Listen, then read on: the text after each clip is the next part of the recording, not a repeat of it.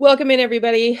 Today, I'm going to talk to you about some things that I've withheld in the past because I wanted to keep the integrity of this case. But I'm going to share some of them today. Some of them I'm still not able to share, but they're things that I was learning in a video that I did do. Just to show you which video here, I'll just pop it up on the screen.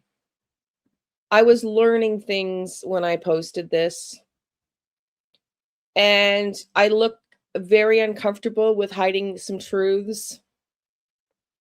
And that's exactly what it was. It was me being forced to hide some truths from you. And it's occurred to me some of those truths need to come out. They need to come out. I emailed Brian Enton this morning since he's back in Arizona. And if he gets back to me and he thinks it's truths that you all need to hear, then you'll hear them. But there was a lot of things in that video that I was concealing,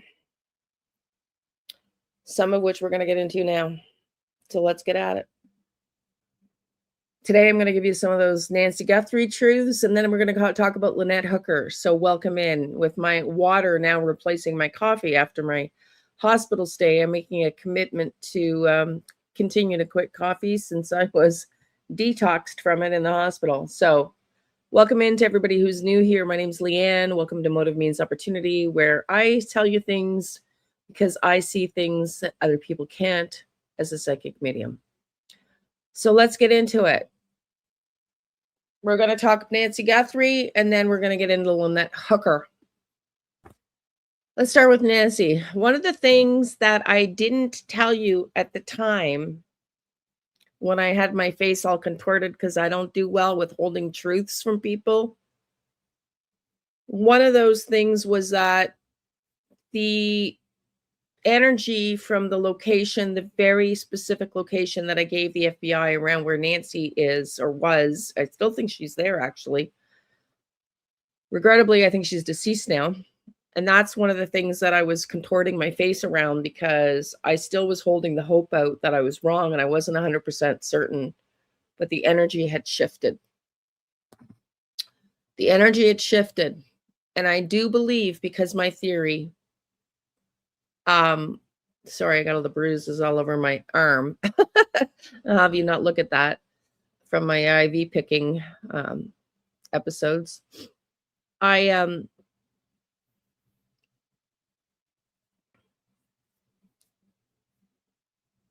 started to really sense that they took Nancy. If you've been following me along, I would say I would declare myself the first to have declared or decided that this entire scheme, this entire plan was all just an act, was all a play, if you will. If you want to find out why that theory still stands, in my opinion, go watch my other videos. I cannot recap multiple videos in one. I just can't. But I stand behind that theory. And some of what I'll tell you today that I got as psychic hits will further confirm that to you. So let's get into it. Let's get into it. I just want to say before we start with what the interview room, Chris and Josh and Monk's Intrigue did the other day, that one of the things my face was contorted about was, again, the fact that I still believe Nancy is in that location and she was intended to be kept alive. The original intent, in my opinion, was not to kill her. I do not believe she left that house dead.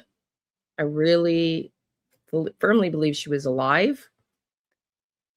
And I firmly believe she was kept alive for quite a while, actually, because of the people that I feel are involved. I don't think the intention was ever to kill her. There was a plan that went awry. And I told you some of those things that I believe that went awry. One of them being that Nancy pulled the mask off of one of those intruders and recognized them, thereby compromising any ability to release Nancy without jeopardizing her spilling the beans on who was involved. I bring up the interview room a lot because not only is Chris a retired homicide detective, he runs the Cold Case Foundation, much like Find Me, where I was a volunteer and have since left since 2018, where I passed my psychic test with 80% accuracy. And as you may or may not recall, I've also found a missing boy here in Canada in September 2018 in the water in the St. Lawrence near Kingston, north of Kingston, well, closer to Ottawa, after the police were unable to locate the divers and police teams, locate him for 2 weeks, and they had multiple agencies out. I was able to locate his body for the family. So Chris works in an organization much like Find Me. This was outside of Find Me, by the way, that I did this. But anyways, I digress. I know Monk and Chris also believe in the theory of the connection, if you will, to Nancy Guthrie. And so not only is Chris a seasoned homicide detective who runs cold cases, he has on experts like Dr. Gary Bucato and, on and on and on, I could go on and on. And so the fact that he follows, as Monk does, a lot of my thinking on this case has been why I've highlighted them so prevalently in following this story. And some things that they came up with and that they were discussing reminded me of some things that I had held back on, that I'm not going to hold back on tonight. So let's go. Let's watch it together. And I'll tell you what I believe to be true. And for those of you that are new here and don't know whether if you want to believe in psychic mediums, you may or may not recall, for those of you that have been following me for a long time, that I also, when Donald Trump was reelected, just after he was reelected, I told you he was going to hire a very young female spokesperson, press secretary, or what's her name? Carolyn Levitt. What's her actual title? I'm sorry, I'm Canadian. I also came to you and told you about the judge that was shot by the sheriff, that the judge was involved in porn, and sex trading activities, prostitution and whatnot, which is not so far from what really was the truth and why he was killed. And there's a lot of other things that I said that are true, that have come true long before they were ever made public. Jack and Lily, and when I worked with the RCMP on that case. So I'm not here to tell you I know everything, but I'm here to explain to you, for those of you new, that I do have an ability to see things that others don't as a psychic medium. I have all the clairs, remote viewing, I channel as a medium, I get dreams and visions. I've had a few telepathic episodes. And another one so recently that I'll tell you about, one of my little bombshell stories that I want to share with you now before we get into the interview room. This will kind of maybe blow some of you away. I'm not going to disclose who it is, but in following the Nancy Guthrie case, there has been a lot, I'm sure you would all agree, of law enforcement chiming in, retired, law enforcement agents from FBI and other agencies around the United States. One of those said people is a remote viewer. I'm going to say that again. One of the law enforcement agents that has been covering the case, the Nancy Guthrie case, as a commentator on one of those very large podcasts that we follow, is a remote viewer. How do I know that, you might ask, Liane? Well, let's just say he paid me a visit. He paid me a visit, but I found out. You see, in remote viewing, people don't know you're watching them, but somehow I was able to tune in. And the second he popped in, I got his face. We said hello to each other. True story. True story.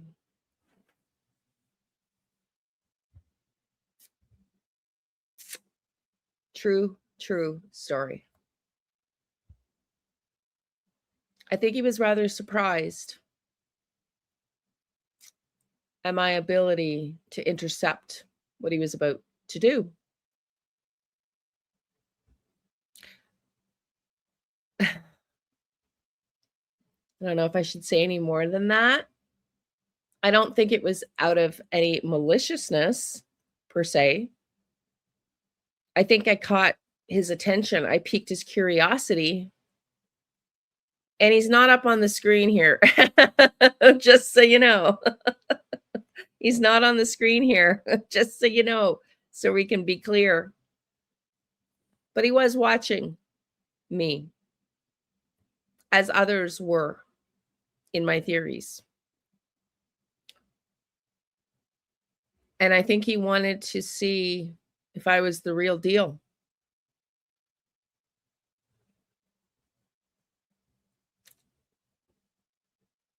Retired FBI agent is all I'm going to say, that knows how to remote view. Paid me a visit, a remote viewing session. The second he popped in, my guide showed me his face, and I said, hello. And he said, oh, hello. So that's a little nugget I'll leave you with. Not going to disclose who. It's not really relevant to the Nancy Guthrie case, except that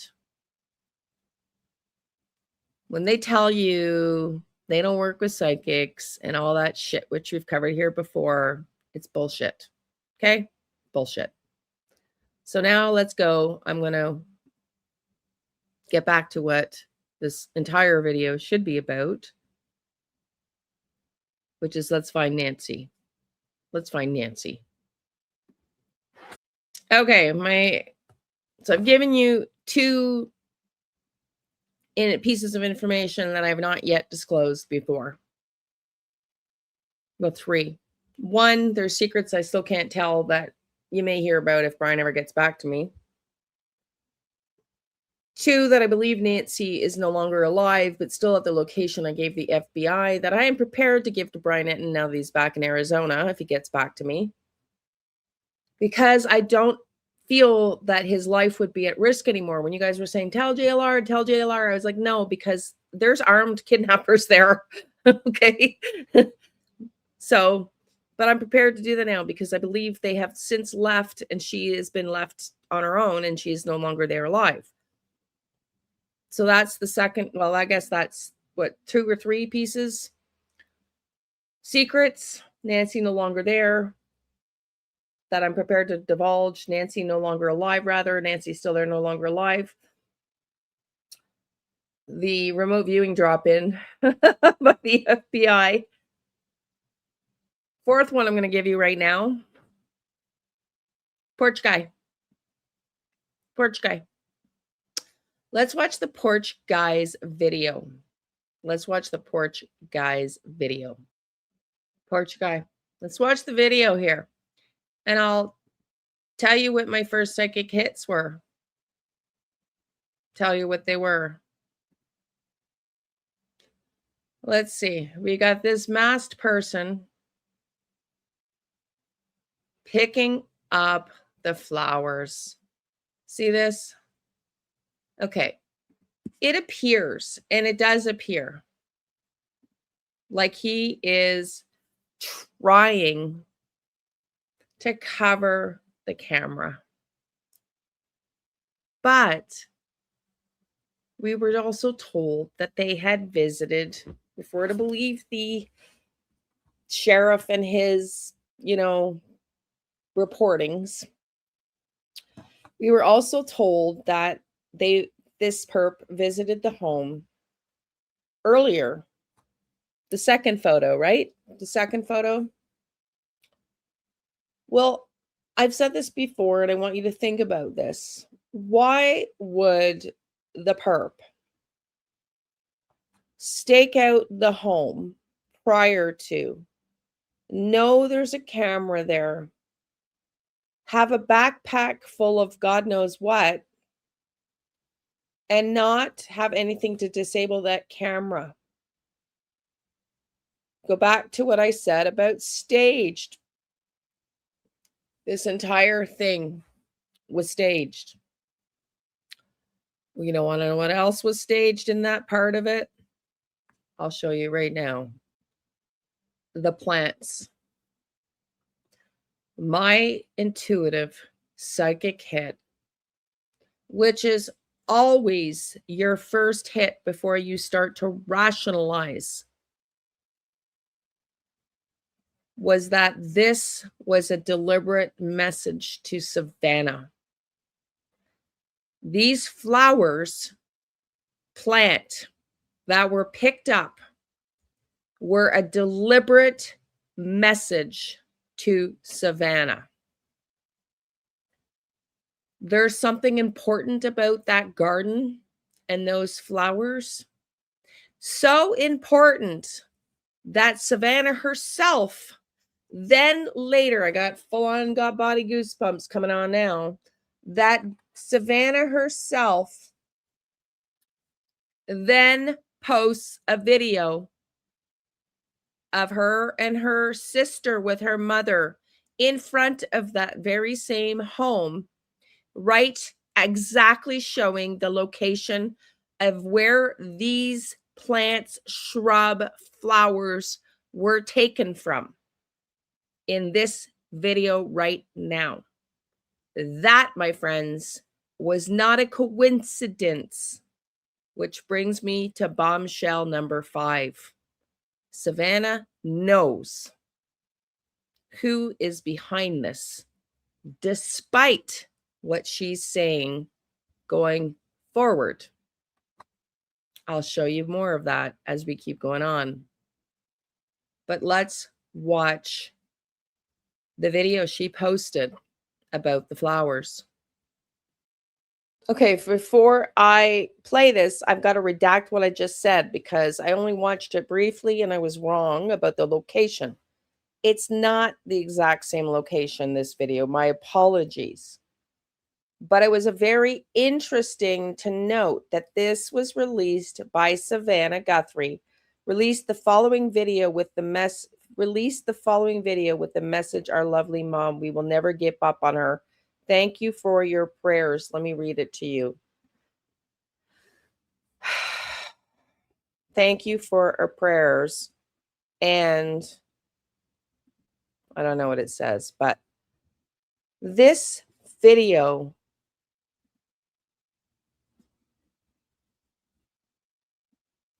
was released.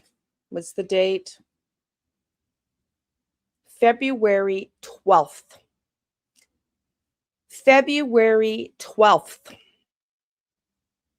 Nancy was reported missing 11 days earlier. Do you think there's a coincidence? I don't believe in coincidences. Let's play this for you now.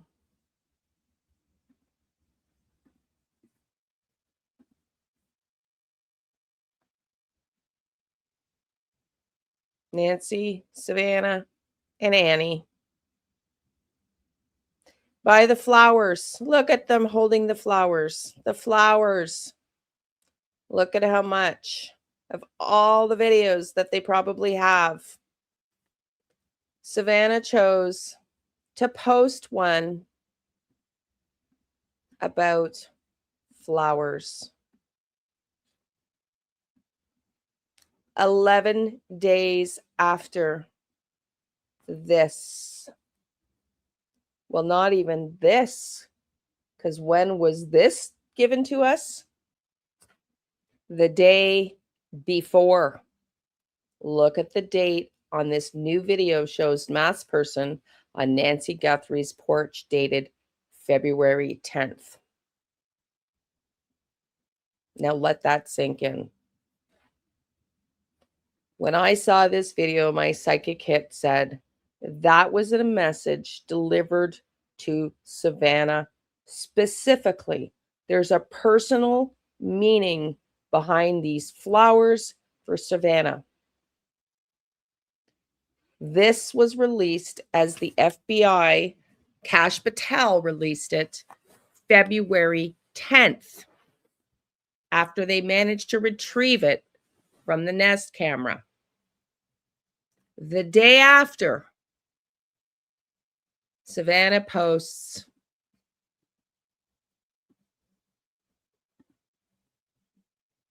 her video.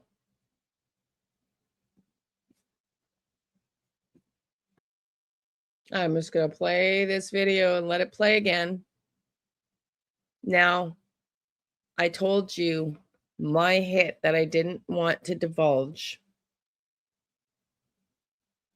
was that Savannah knew exactly why those flowers were, that bumbling fucking fool idiot was dangling those flowers for her to see in front of the Nest camera. Anybody in their right mind would know that a twig cannot remove something anchored to a wall. Anybody in their right mind that had apparently gone there before, according to the FBI or Nanos's reporting, to scout the place out prior on other dates we've now heard, January 11th and whatever else dates.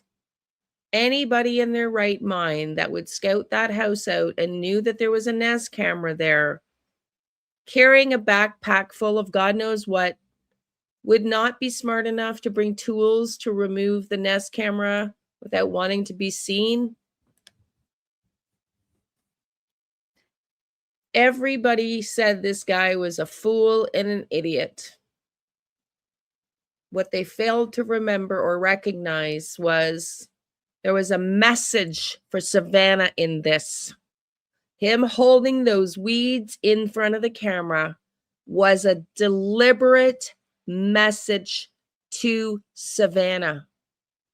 And Savannah apparently heard the message, because the very next day, she responded with a childhood video of her and Annie in the flower garden. Flowers of significance, I believe, were of significance to their memory of their mom. It wasn't a coincidence that he brought those flowers, shrub, weeds from the garden to hang them in front of the Nest camera for not just the world to see, for Savannah to see.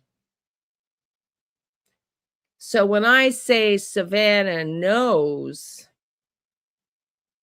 and that the public-facing dialogue is very different, I say that because she's used to playing a part in her role on the Today Show. Megyn Kelly's told us multiple times, it ain't so pretty on the Today Show. Megyn worked there. It's not as family, kumbaya, and love and light and all that shit that they want us to believe. I'm going to prove that to you right now. And another thing I'm going to prove to you right now in the next clip is what Chris refers to often as cognitive dissonance. Well, I'm going to show you cognitive dissonance. I know about it. I wrote about it because I had it when I was scapegoated. It's like people trying to fuck with your head so much and manipulate you so much, in my experience, that you don't know what's real anymore. You don't know fact from fiction. You don't believe your own thoughts. You don't know how to trust yourself anymore. And she displayed that, meaning Savannah displayed that when she went back to the Today Show. See, the best thing for cognitive dissonance is distance. Because when you're in an environment where people like to weave their webs of deceit and then tell you, no, you're making that up, you're not seeing things clearly. When you learn that at a young age, like I did, you start to doubt yourself. So you really don't know if you can trust your own instincts. Now, I'm not saying that kind of environment happened with Savannah. I don't think she endured that kind of childhood, but I definitely don't think they're as close, her and Annie and Cameron, as we were led to believe. And I do believe Savannah, having been away from the Today Show for the 2 months while she was in Tucson actively waiting for her mother to be found, went back to the Today Show and realized this ain't the family I thought it was. I'm going to show you that right now. So let's watch this as Savannah goes back to the Today Show. This is not the cognitive dissonance moment. I'm going to show you, though. Watch this, though. Good morning. Welcome to Today on this Monday morning. We are so glad you started your week with us, and it is good to be home. Yes, it is good to have you back at home. Well, here we go. Ready or not? Yeah. Let's do the news. Yes, so good to have you back. Okay.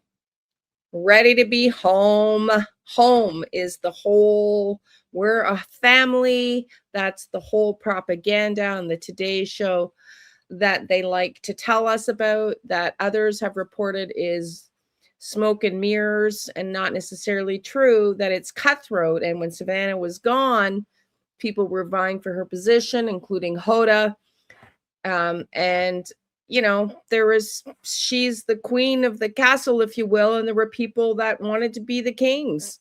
So I'm going to show you the moment when I think Savannah realizes that her co-anchor ain't necessarily so interested that she's back, or anxious or happy or excited that she's back. Let's watch. So I showed you that very first clip, Savannah saying hello in yellow the first day she returned, April 6th, to the Today Show. As we suspected, and I think even Ashley Banfield had reported, Megyn Kelly, that it was not likely that, and Nancy Grace, that first day back, she would be back in that full swing role where she is the one headlining the news coming up for the day. But I don't think Savannah expected it to go into the next day, April 7th. Because I don't watch the Today Show, but I know based on what I saw, Savannah had a moment of clarity right here. See if you can spot it. I'll play it and I'll stop it and I'll play it again. Watch. Good Tuesday morning. Tensions rising to a new level in the Middle East overnight. With more attacks and more threats in the push for peace, it is April 7th. This is Today. Did you spot it before I play it again? Let's play it again. Savannah's been back a day. Now, don't forget how cognitive dissonance works. When you're in the snare, you can't make sense of anything because you're in the web. The minute you leave and detach yourself from the web, you see more clearly. And then when you go back, it's like, whoa. Watch this moment. The day before, she had just returned back. Watch this. Good Tuesday morning. Tensions rising to a new level in the Middle East overnight. With more attacks and more threats in the push for peace, it is April. Do you see the look on her face? She's also just prior to that tilted her head. Watch this. This is today. Let's watch it again. Good Tuesday morning. Tensions rising to a new level in the Middle East overnight. With more attacks and more. She's watching. Watch her head move in a second. More threats. She's lifting it up because she's questioning him. Cognitive dissonance has left and clarity has hit. This man took the lead, and I know Hoda joined and replaced her, but he didn't want her coming home. That's the next day she realizes that, okay? He continues on to make the headlines. Let's watch it again. I'm going to play it through.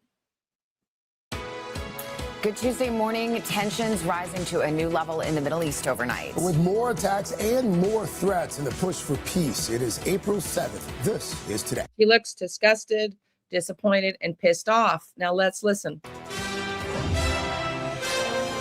Deadline. President Trump demanding Iran reopen the Strait of Hormuz by tonight or face dire consequences. After that, Okay, so he continues to deliver the opening notes. I don't know what they call them in the news.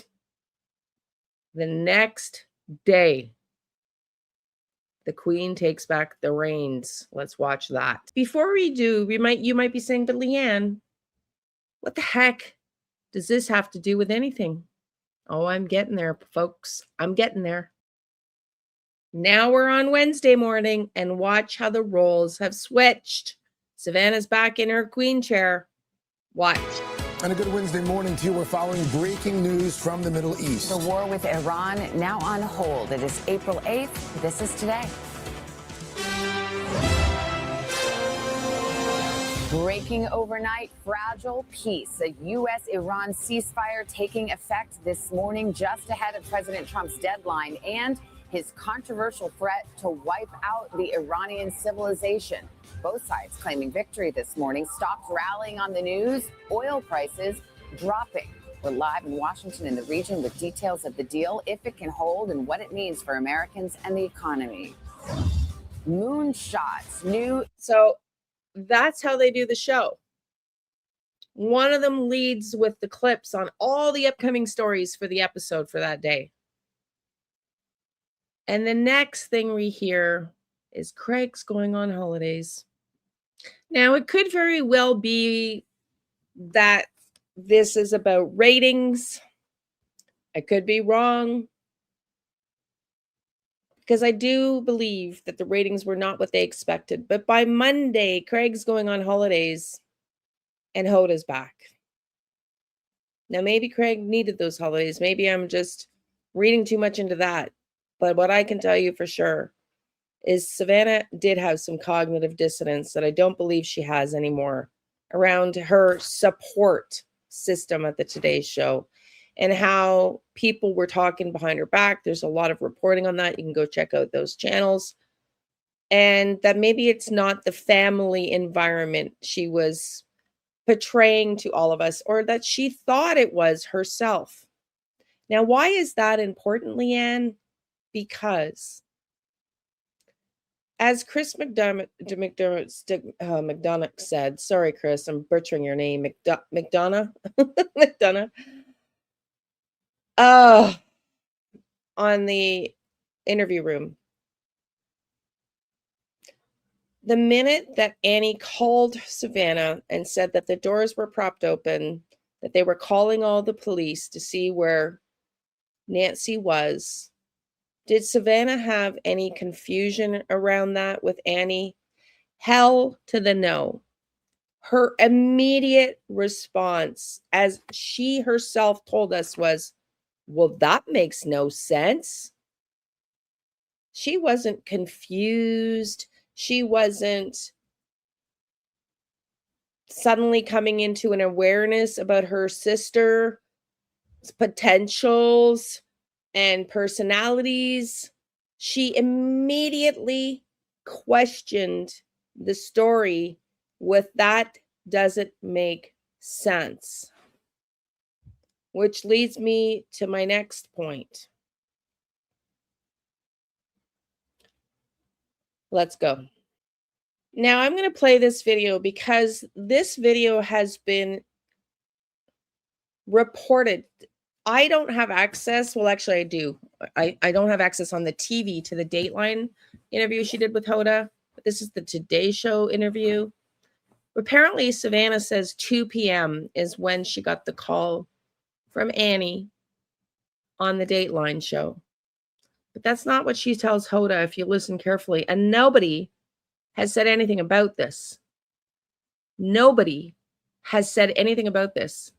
That 3-hour timeline would have been, well, according to Savannah, way off.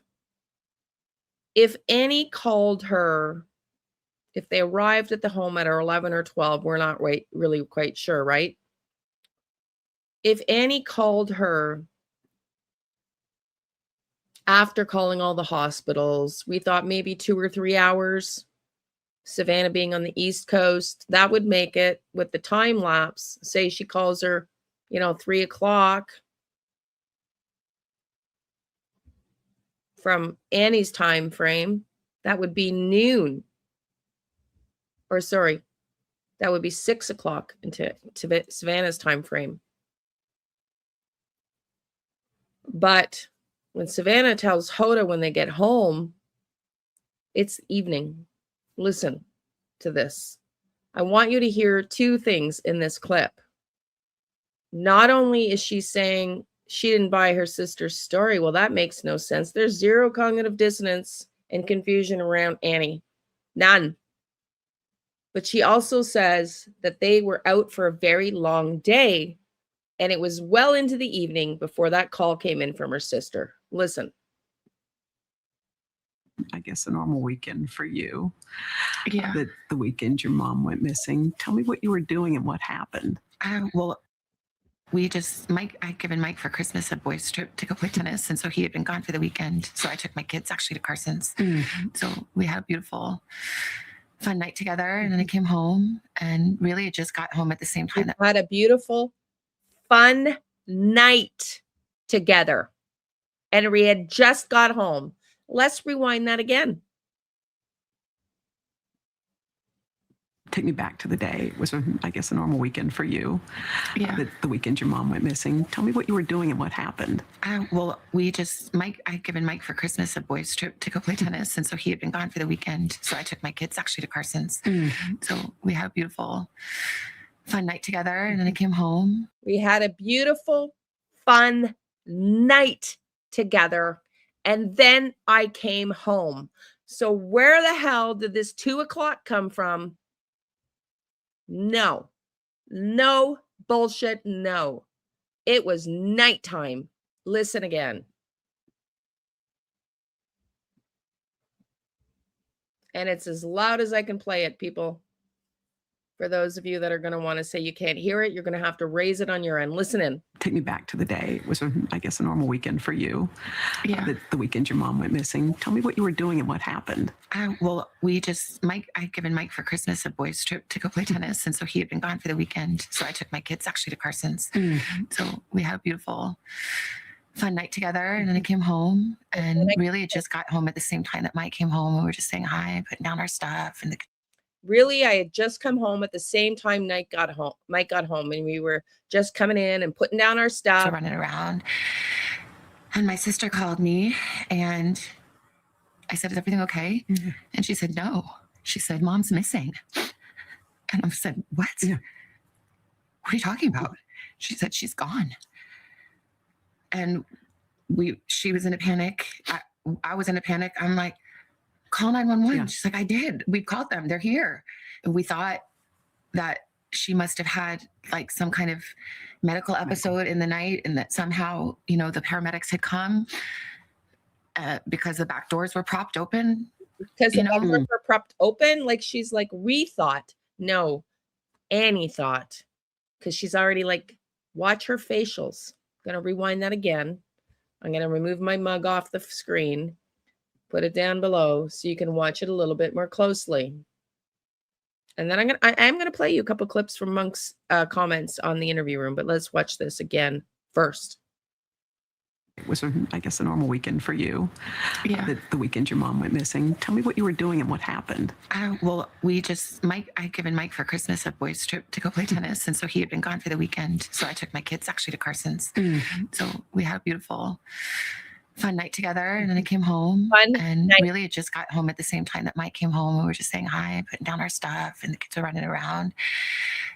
And my sister called me and I said, "Is everything okay?" Mm-hmm. And she said, "No." She said, "Mom's missing." And I said, "What? Yeah. What are you talking about?"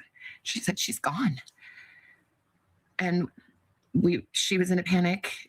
I was in a panic. I'm like, "Call 911." Yeah. She's like, "I did. We called them. They're here." And we thought that she must have had like some kind of medical episode in the night, and that somehow, the paramedics had come because the back doors were propped open, and that didn't make any sense. We thought maybe they came and there was a stretcher and they took her out the back, but her phone was there and her purse was there and all her things.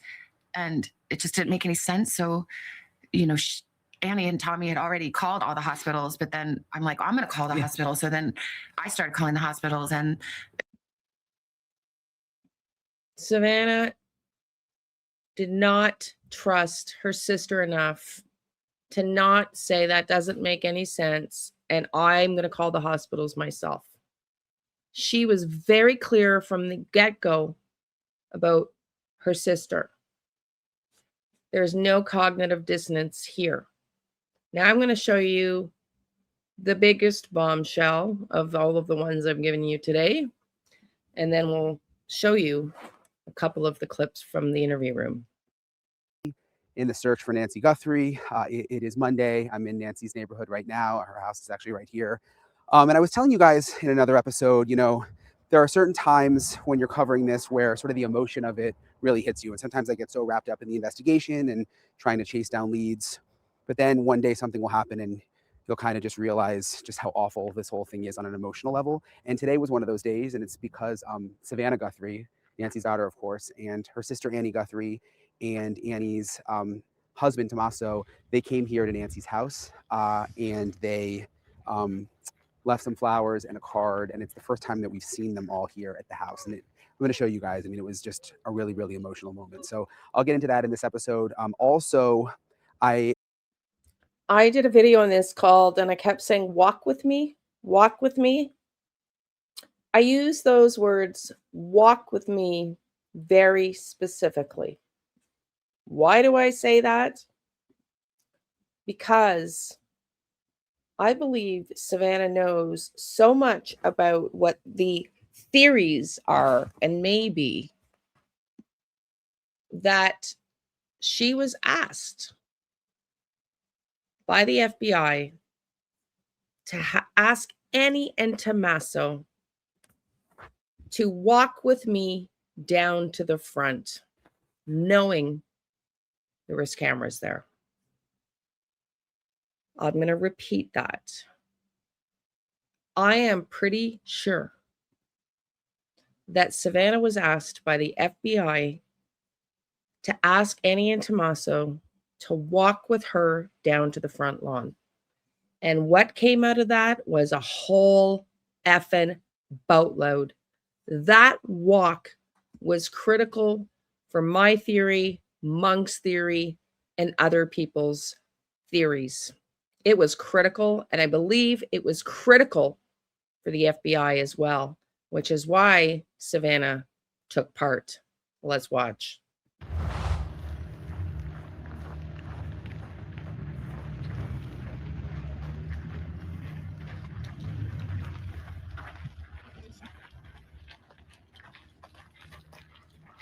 Now look, okay? There's no emotion. I don't get any vibes of love between Annie and Tommaso. I don't get any feelings of love. In fact, when you see them turn around and you see their backs and their facing the flowers. It looks actually very awkward between Tommaso and Savannah. Keep watching.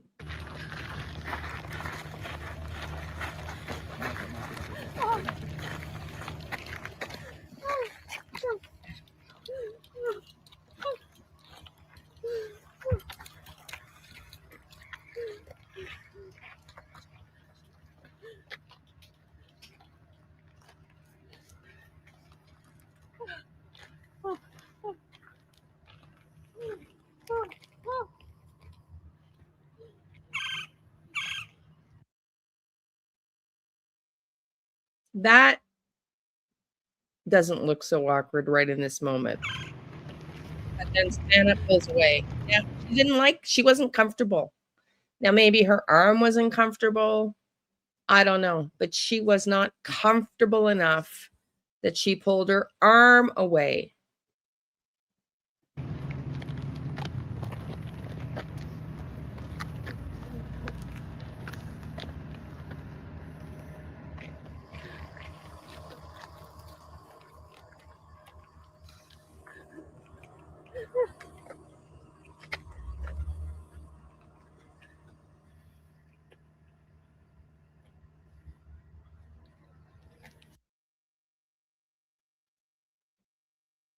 There, she grabs her sister's arm. Tommaso moves away. The point here is not to show you, well, partly, I guess, to show you that I don't believe they're as close as they were trying to portray on this. I just don't feel it. But I also believe that Savannah was asked and specifically used the words, walk with me down to the front. Hence why I kept saying, walk with me, walk with me, walk with me.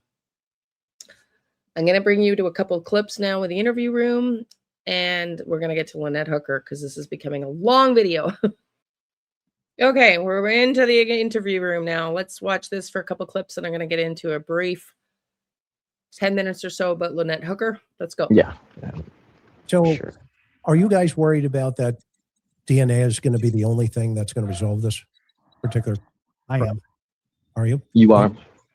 I don't even think about the DNA at all, because I feel like any DNA they're going to find in that house is supposed to be in that house, if that jives. And yeah, so Monk's trying to tell us, you know,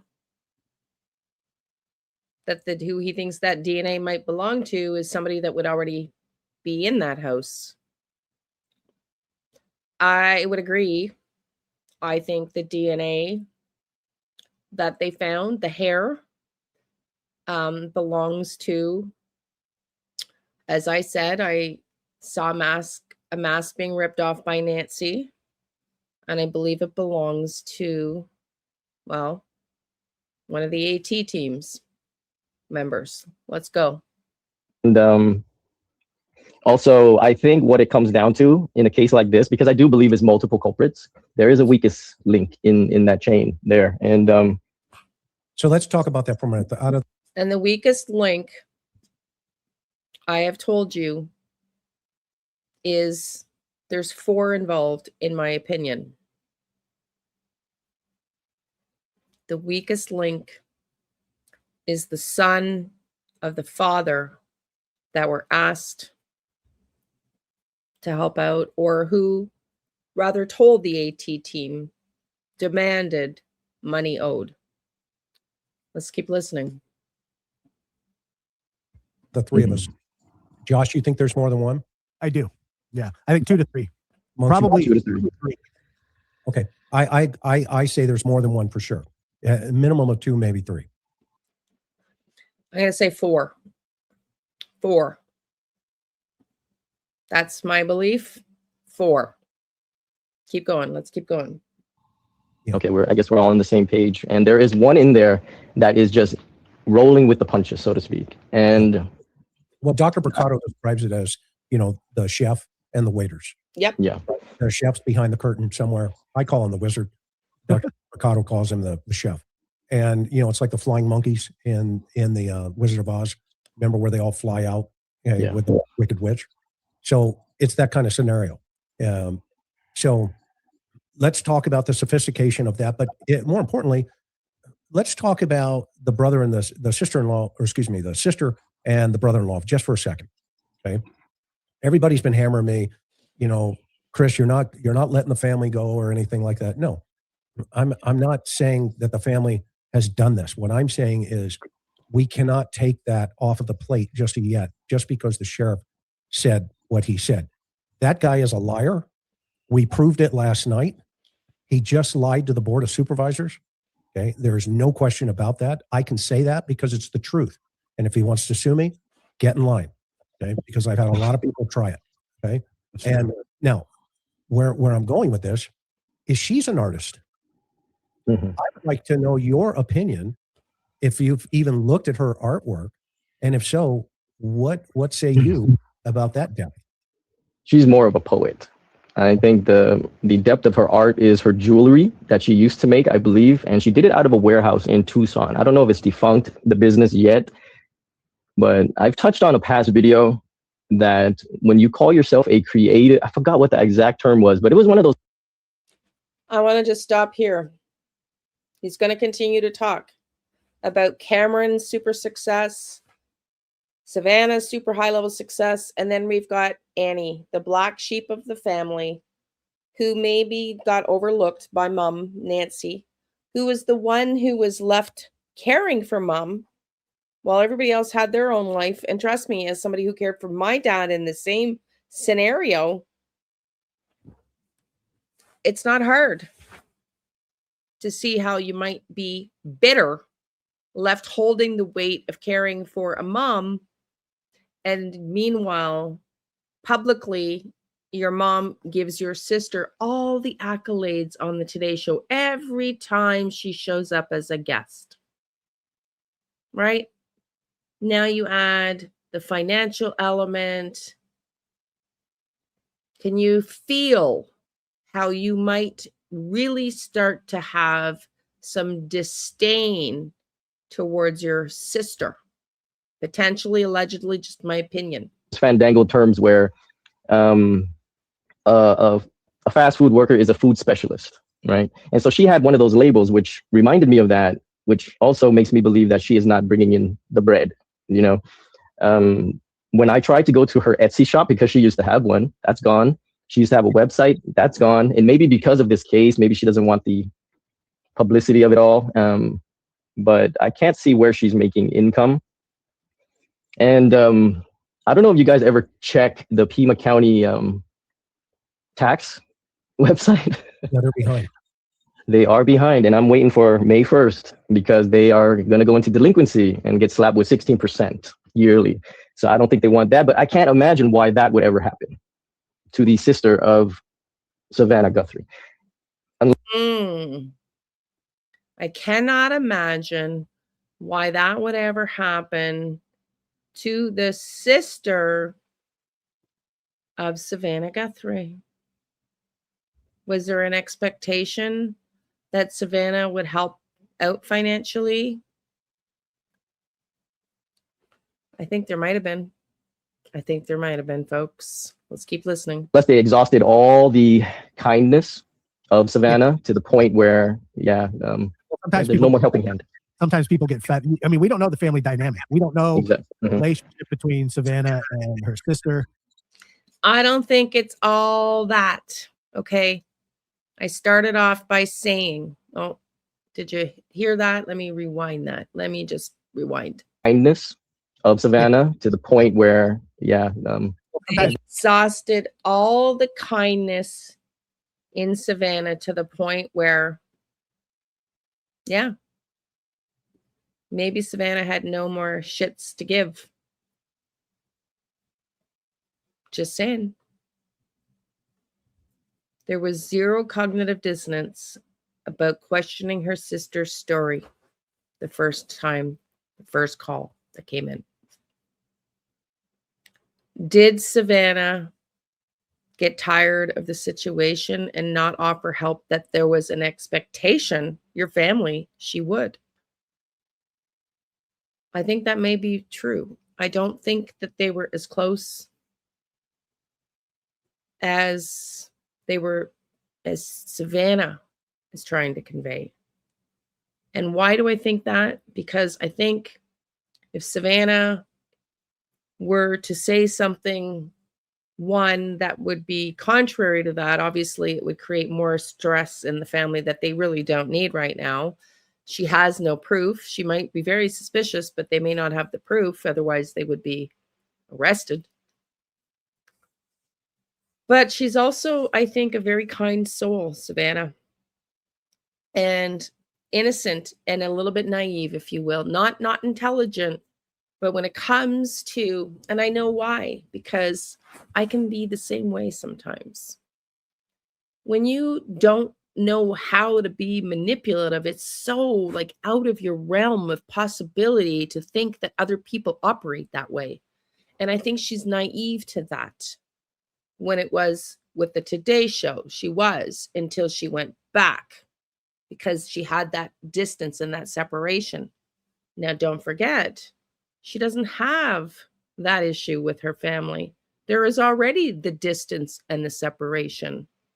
So you're not in that quagmire of the web. You already have the distance. Let's keep watching.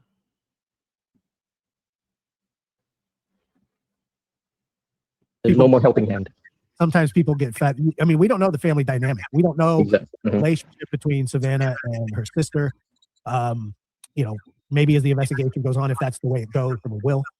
But I don't think all is, I don't think all is well and good.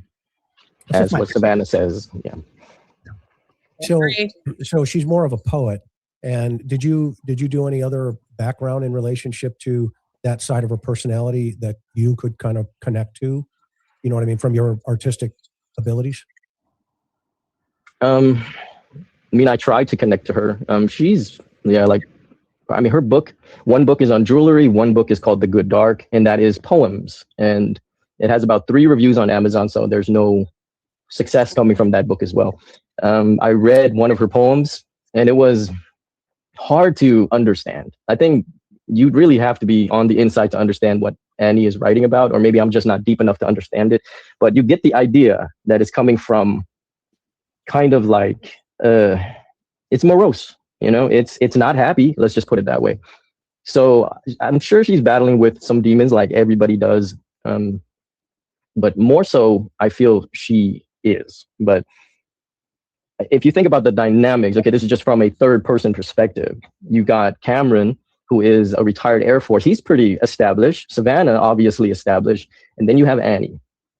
And you can't say much. Now, maybe because she hasn't revealed much, but that's why we can't say much. That can breed a lot of resentment if, like, the matriarch of your family might say a good word about the other, because there's nothing more hurtful, I think, than favoritism in family, right?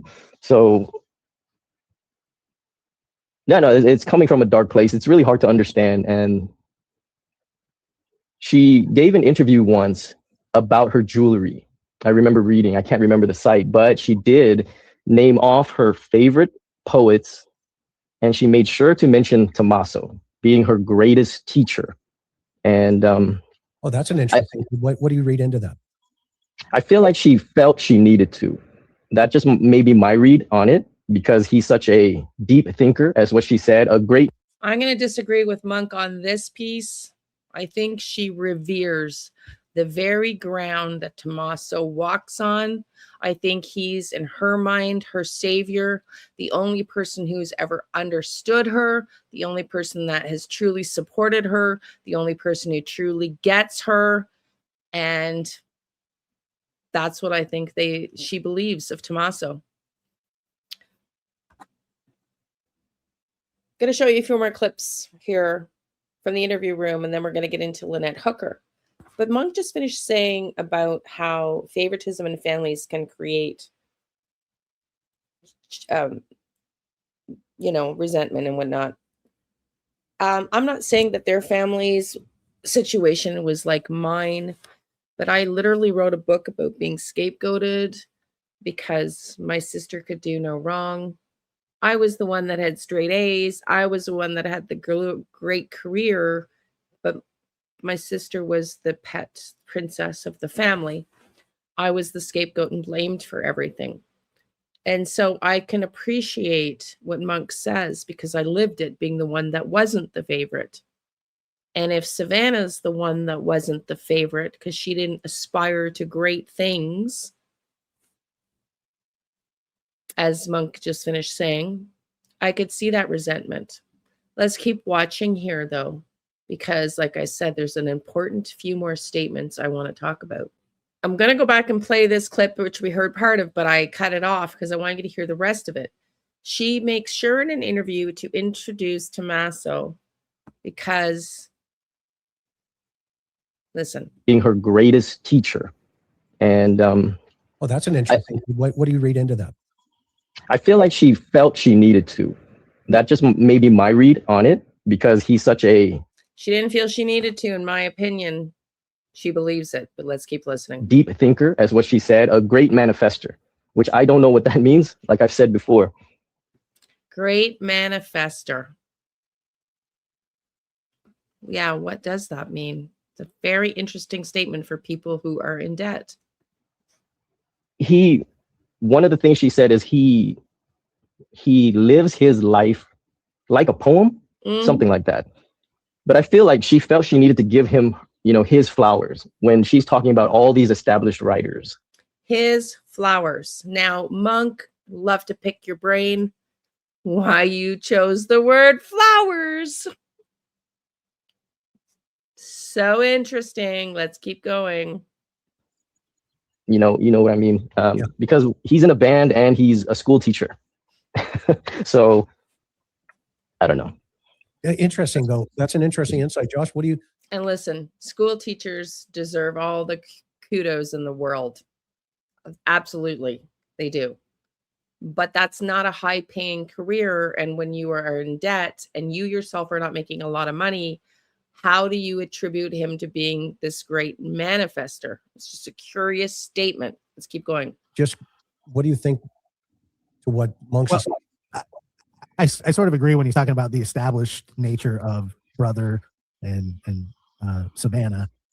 It kind of reminds me, and I don't know if people are familiar with this, Monks. I don't know if you've seen the show The Sopranos before, but for some reason, Annie sort of reminds me of Tony's sister, Janice, who moves to Seattle and does beading and things like that. And everybody's always telling her to get a real job and all this kind of stuff. And they're coming from Tony Soprano, who's a mobster, is funny. But, I sort of get that she's kind of the wayward kid and maybe a little bit of the black sheep. Mm-hmm. And I got to tell you that if this was my sister who was the caretaker, and I'm not putting the blame on them, but I would be pretty upset with my sister for something like this happening on their watch. Not saying they could stop it, not saying that, but there would be hard feelings. I would be upset, and I just would, and I think that's possible.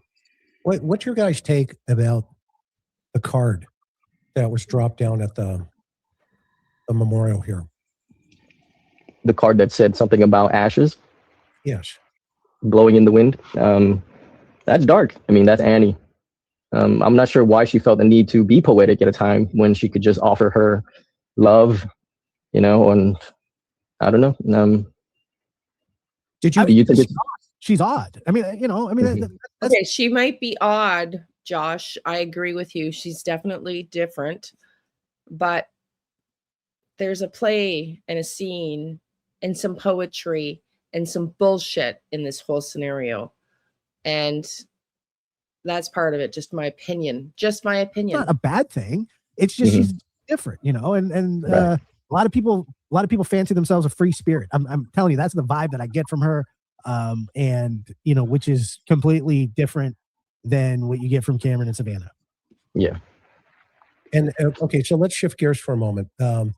The son-in-law is he was the last person to see his mother-in-law on the earth because he dropped her off according to the timeline at whatever time it was, 10:58 or 10:40. And he's kind of a musician. He's also he teaches. He teaches biology, I believe. What's your read on the fact that he's been underground for the last 86 days? Very odd. I can't think of anybody else who ever did something like that. Like, not even come out and plea, at least being the last person to see her alive. And if you were the greatest caretaker, yeah, you would want to do everything in your power. You would be out there searching the hills and anywhere. But to go radio silent for up until that picture you just showed of them walking in front of Nancy's house, you feel like he was avoiding cameras just enough time for something to change. Well, or until he was asked by Savannah to walk with her down to the front. I'm going to play one more clip, and then we're going to get into Lynette Hooker here. So Monk thinks that Thomas Tomato was waiting for a time that he felt it was safe to get out in front of the cameras again. It could be. That's not my sense, though, but keep watching. Felt that maybe he looked normal enough. Well, it felt staged. It did feel weird. Very planned to me. They hugged way too much. That was just oversharing. And he was hiding the whole time. That's why I feel she is hurting, I think, but she can't do anything about it. Yeah, kind of. Even in this picture here, you can see where, he's overpowering her. Okay, I'm going to move it to one last clip. I want you to think about what Chris says in this clip. He's got the wreath here on the door. If he wants to cover the Ring camera, why does he not take the wreath and hang that over the camera? It would have completely hidden it versus the flowers. Hence, or plant or whatever that is, those purple things that he grabbed. Why wouldn't you grab the wreath? It makes no sense. And that's because, as I said, in my opinion, those flowers were specifically meant to bring a message to Savannah Guthrie. There's so much more in that video I could share, but we would be here for 2 hours, and it's over an hour already. So now, for those of you that are interested in Lynette Hooker, I'm just going to go through a few things on Lynette Hooker for you. And we are far from done with Nancy Guthrie, but I'm still recovering from my stay in the hospital, so I'm not going to probably post again for a day or so. So go check out my other videos if you're not sure my theories and what I'm talking about, and make sure you've subscribed and liked so that you know when I post another video. And let's get into Lynette Hooker now. So in the Lynette Hooker, I was having a more difficult time, and I'm wondering now if it's because my stomach was, on the verge of having its tear in my intestines and the lining, like I did, which, as you may or may not know, can be very fatal. Hence why I was in the hospital. And I was having a hard time connecting, but I do want to say that there's certain things that I can say with certainty as a psychic medium, and there's others I can say I'm not so sure about. I am certain, because I gave a remote viewing session results to you all, that there was a push from the dinghy. I am extremely certain, because I couldn't breathe as a psychic medium. I get all the clairs. I can feel that when, Brian was strangling her on the boat, but there was no evidence that they had returned to the boat.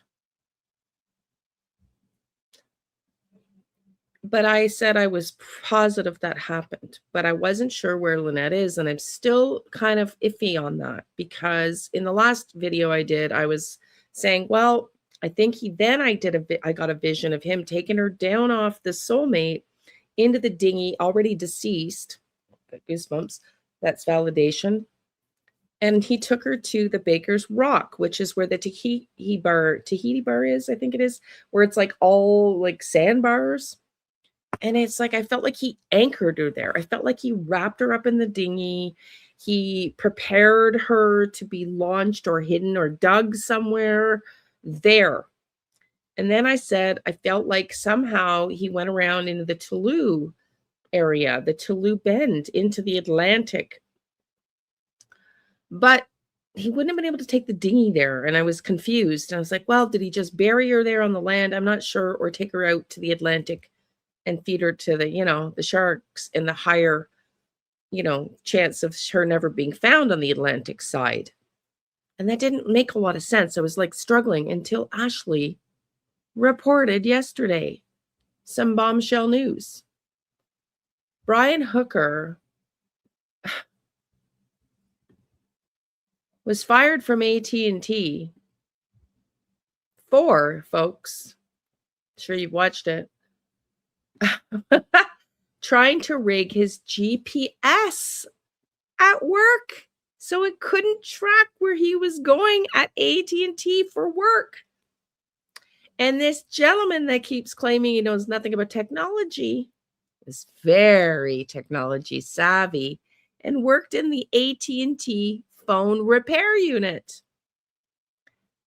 So Ashley here discusses in this episode yesterday whether or not Brian could have made the ship look like it was silent and didn't leave that moor at Patty's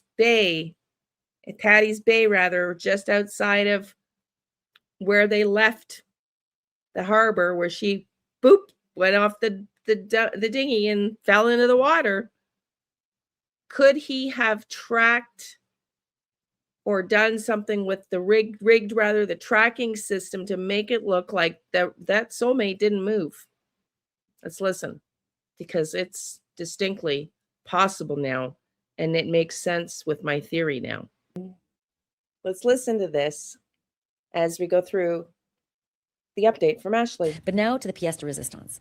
And that is that I am so incredibly thankful to an anonymous tipster who reached out to Lindsay and me with a story about Brian Hooker's past at AT&T. And we have now spoken to 2 different sources who confirmed that Brian Hooker was released from his job at AT&T not once, not twice, 3 times. He fought like a tiger to get his job back the first time and the second time. The first time, this is a bit of a rumor among employees, but not fully confirmed. There might have been a bar fight and he got his job back. That he was released because of possibly a bar fight, got his job back. That's a possibility. Allegations, can't prove it, don't know it, but that was something that some of the employees were talking about. And the second time, I don't know what caused the release, but the third time and the final time, y'all, Bro was released from AT&T for tampering with the GPS on his van, trying to mask his position, mask his location from management. What? Can we just all let that sink in for a hot effing minute? Brian Hooker is tech savvy enough to know how to F with the GPS on his van to make sure that management maybe didn't know exactly where he was at any given time. Well, now we're talking, aren't we? Here's a guy who can't load WhatsApp on his phone. That's what he was telling his friend. Horse shit. Not only could you load WhatsApp on your phone, you're a telephone repairman by trade and a telephone installer. So you know a thing or two about communications. And that isn't even half of it. Lynette even had a Facebook post about Brian geeking out right now because he's networking the boat. Brian knew a lot about technology. Brian got fired, got let go, got released from AT&T because of his ability to manipulate technology. Sources tell me there was a huge meeting among employees just 3 days after Lynette went missing, because Lynette worked there too. And by all accounts, she was really, really well liked. Super nice. Everybody said the same thing. They really liked Lynette. Brian, not so much. Mostly what I heard about him was that he was manipulative and kind of a dick, in that as a union steward, guy who kind of runs the union aspect of the complaints of any of the employees go through him to management, apparently he just could not want to fuck with management more. His whole mission was to make management like suffer, make it difficult for management. These are the reports that are coming from employees, right? That he would do anything to screw the man, to screw management, even if it So Brian Hooker is very tech savvy. And not only that, Ashley reported yesterday some more bombshell news. Keep listening. One source who was very close to Lynette said to me that Lynette, in one of the episodes when she was leaving Brian Hooker, because this happened many times, friends, family have all said the same thing. She would leave him and allege abuse and had photographs of bruises and say, I'm never going back, and then went back. One of these episodes when she left Brian, she confided in one of my sources at AT&T who said she was in tears. And she said that Brian had blown through his 401k and she just didn't know what to do. So now we've got the potential, at least in that moment in time, and this is about 4 years ago, where one report from a source says he's blown through his 401k. Lynette's got a sizable 401k. Her mom said $650 or more $1,000. So I always follow the money. I always look at the money. I don't say it's always the end all be all, but it's another piece to the puzzle, right? Lynette's got a sizable 401k. Sources who were close to Lynette who said in tears, I've left him again. He's blown through his 401k. Anyway, so this is the significance of the background of Brian Hooker. Super smart with technology, super manipulative with technology. So I guess the question is, when you're telling your friends you don't know how to load WhatsApp on your phone, are you masking your actual abilities to mask your yacht? I'm going through a million different scenarios in my mind, right? I'm going through something that Blaine Stevenson, a very good friend of Lynette and Brian's, who is no longer much of a friend of Brian because of all the caca that he's been fed in this long, long voicemail that Brian, long conversation that he recorded with Brian that doesn't add up.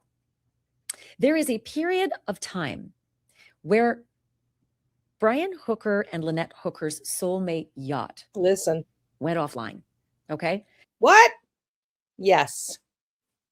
Brian reports that Lynette went boop off the dinghy at about 7:30. We see photos of them sitting at the water's edge, 6:34. Then we hear possibly them walking at 6:38 somewhere. And then Ashley shows us a video or picture of Brian walking at 7 p.m. on the nose, exactly towards the dinghy by himself. And some of you mentioned to me in the comments, well, maybe she didn't get on the dinghy. Oh, she got on the dinghy. Trust me. I know, because like I said, there's certain things as a psychic medium, I'll tell you, I don't know for sure. But those two things I know. I saw her on the rocks walking, drenched. Okay. She got on that dinghy and she made it back to the soulmate where when Ashley first got there and going by the boat and I was recording, I didn't anticipate feeling the choke. Man, he choked her and unalived her, and I felt it on the soulmate. And I was like, where is this timeline gap missing? Well, now we know if they didn't leave until after 7, because Lynette wasn't with them, assuming I'm right, and she made it to the dinghy. And I see her at almost dark on those rocks. So I would say 7:50, ish, 7:50-ish, not quite 8, 7:55, 8, almost not 8, between 7:45 and 7 and 8, I would say. She was, when I saw her on those rocks, maybe closer to 7:50. And at 9:30 that night, for the first and only time, according to Brian Hooker's friend, who Ashley then interviews in this episode, the ship's logging system goes down at 9:30 p.m. that night and only resumes when the next morning, when Brian's brought back to soulmate by the Coast Guard after Lynette, disappeared in the ocean. Listen. It stopped its connectivity with satellites. Now, yacht folk will tell you that can happen. Sometimes it's cloud cover, it's temporary. Sometimes there's a problem with the satellites and everybody's affected. That didn't seem to be the case here. But the times that Brian's and Lynette's satellite disconnected, I'm going to show you the actual ship tracking chart. And my guest Blaine is going to explain this in a moment, is right around 9:30 at night on Saturday night. 9:30 at night, Saturday night. If you believe Brian Hooker, he's already been floating for an hour and a half. He's already on the way to Marsh Harbor, never made it back to the yacht because my wife bounced out, took the key and the oar broke and floated away. And what do you know? Couldn't find her. It was too dark and waves. The sea was angry, my friend. I'm floating off to Marsh Harbor. Somehow, an hour and a half after that, boat lost connectivity with satellites. How? Why? Yeah. Why? Well, like I said, let me pull up the picture, the satellite picture. This is where I was when I was last showing you what I was doing with Lynette Hooker and my remote viewing, but I was struggling. And again, probably now that I know in hindsight, because my stomach was acting up, I was having some challenges really determining whether Brian buried her here on this piece of land or whether he could have taken out the dinghy out this Toulouse cut into the Atlantic, because their boat was moored in Aunt Pat's Bay. Here is where they were in the White Sound Channel, right at the, oh my God, I'm ready to lose the name now here. Sorry. Where they were at the, what is it? Arctic, oh my God, Abacus Inn. Thank you. Jesus, Liane. Sorry, y'all. Let's zoom in here. Okay. And I told you they left the boat. I could see how they were docked high up in my very first remote viewing session, and Lynette was drinking, and when she went to bend over, now maybe she was drugged. Maybe she was drugged. She was bending over, and she almost fell into the water. And then they go out, and they're really snugging the shoreline here, and they go around the corner, and then I see in my remote viewing session, I see and hear Lynette yelling at him to slow down, and he yells, "Shut F up, Lynette." And they standing up in the dinghy, and I was surprised because this is the very beginning of the case. I didn't know that there was a hard bottom dinghies that you could stand up in. So I was like, what? They're standing up. They go around the corner, and I see an argument, and she's shoved. She goes in, but they're so close to the shore, as Carly, her daughter, says, she swam to the shore. She swam to the shore. And I get in my remote viewing session that she's on black rocks. And this is before I'd even tapped into Google Earth. I didn't even know there was black rocks there because I was questioning myself, thinking, well, it's the Bahamas. How could there be black rocks? Well, there are black rocks. And here they are, right here around this, where she was walking to their boat that was moored in Aunt Pat's Bay. And then I get now I thought she got there before Brian, but maybe that's off. Maybe Brian was there before her. But there was definitely a choking incident where she was unalived at Aunt Pat's Bay. And then I did another viewing session, and I see Brian taking her off the Soulmate and putting her in a dinghy. And I feel like he took her south here, took the dinghy with her in it south to this Baker's Rock, which I would just learn this Tahiti sandbar area. Now, why would that be safe for him to take? Well, because nobody operates a dinghy at night, late, in this Tahiti sandbar when it's dark. And certainly big boats aren't going in here because it's a sandbar. You can walk in here, and I assume it's very shallow. So I believe he anchored at Baker's Rock. Here's where he maybe rolled her up in a tarp, had the anchor and whatnot. Now, whether or not he used a paddle to bury her or he anchored her and released her into the Atlantic, I'm still not certain.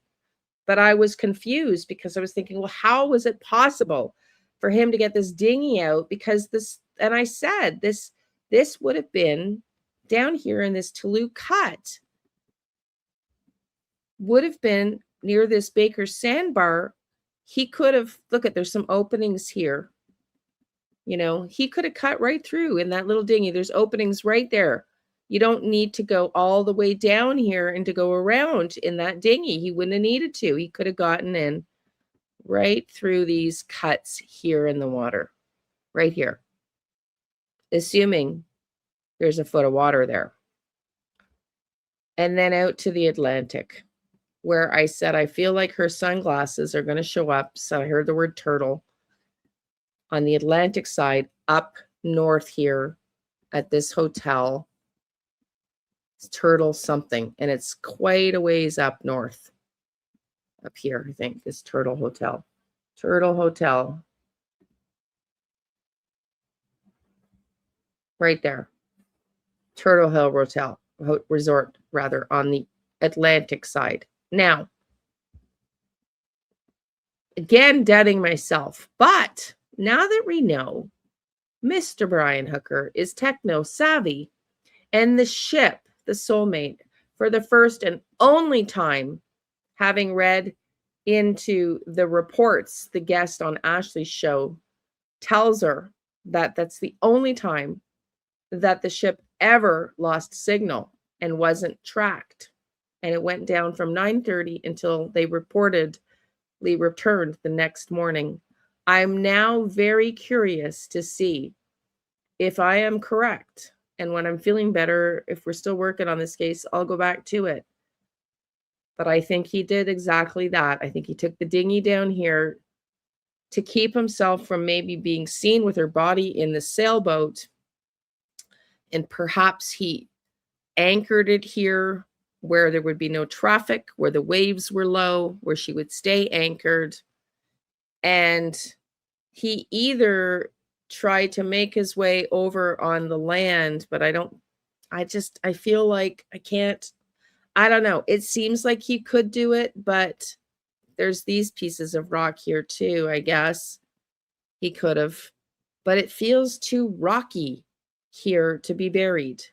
So now I'm going to go back and suggest, could he have taken his sailboat out of Aunt Pat's Bay here, around Lubbert's Island, right?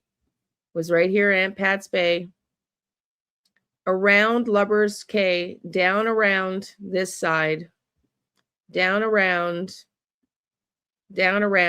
in through the Tulu Cut, anchored his boat somewhere close, got on the dinghy, I don't really know, got her body back into the boat from the dinghy onto the ship,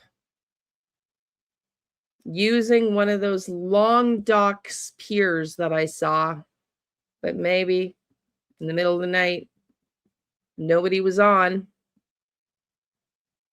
Did he get his boat in here? Get his dinghy out of his boat? Get his dinghy back up through here? I don't know. And get her body in the boat and dump it on the Atlantic side. It's really what I'm starting to believe, because I don't feel her energy in the water. I'm trying to pinpoint it, and I cannot locate it anywhere at this point in time. So it's really, really interesting. And the fact that it goes back on again. Listen to this. The next morning. Listen to this from Ashley. It's wild. Absolutely wild.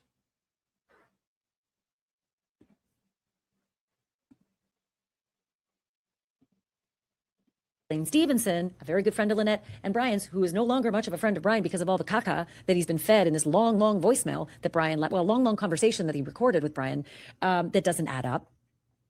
There is a period of time where Brian Hooker and Lynette Hooker's soulmate yacht went offline, okay? It stopped its connectivity with satellites. Now, yacht folk will tell you that can happen. Sometimes it's cloud cover, it's temporary. Sometimes it's a problem with the satellites and everybody's affected. That doesn't seem to be the case here. But the times that Brian's and Lynette's satellite disconnected, I'm going to show you the actual ship tracking chart. And my guest Blaine is going to explain this in a moment. Is right around 9:30 at night on Saturday night. 9:30 at night, Saturday night. If you believe Brian Hooker, he's already been floating for an hour and a half. He's already on the way to Marsh Harbor, never made it back to the yacht because my wife bounced out, took the key and the oar broke and floated away. And what do you know? Couldn't find her. It was too dark and waves. The sea was angry, my friend. I'm floating off to Marsh Harbor. Somehow, an hour and a half after that, boat lost connectivity with satellites. How? Why? Sometimes boats run out of power and they just shut down. Okay, got it. But you're about to hear from my guest who says that was never the case with their yacht. It's never happened in the past. So why suddenly that night? Went offline at 9:30 at night and it came back online. Want to take a guess? 8:30 in the morning. You know what was happening at 8:30 in the morning? Brian Hooker had been welcomed onto the rescue vessel from his marooned location way over on Marsh Harbor, and they came back to his yacht.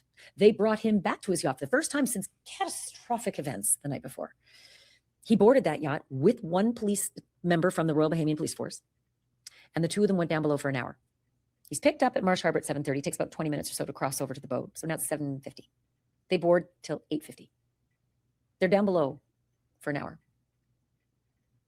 Well, that would encompass the 8:30 switched back on. If that police officer's asking him questions and he says, oh, hold on a second, I just got to look over here and maybe get some lights and switch on the power. Boop, it's back on. Just another piece of the puzzle, my friends. Just another piece of the puzzle. Just another piece of the Lynette Hooker puzzle. Absolutely, this man is allegedly capable of doing just that. So the really only thing with Lynette Hooker I would like to continue to follow, if I can get my energy back up and do a little bit more remote viewing, is where she may be now. Everybody, it's been an hour and a half. I really appreciate you all, for those of you that stuck it through to the very end. I so appreciate this community and all your loving comments and support while I've not been well. And thank you for doing all the YouTube things, being a member and subscribing and liking, sharing, hyping, and everything, and all those wonderful things you do. I truly appreciate you, and make sure you're subscribed. So when I'm feeling better in the next day or so, I'll be back with some more videos. Okay, love and light. See you soon.